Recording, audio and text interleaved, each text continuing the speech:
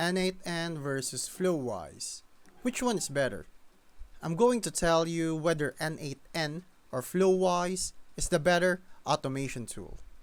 N8N is an open source workflow automation platform that allows users to build complex integrations with hundreds of apps.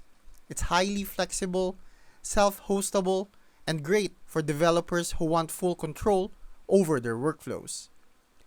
Flowise, on the other hand, is an AI workflow automation tool designed specifically for integrating large language models like OpenAI's ChatGPT.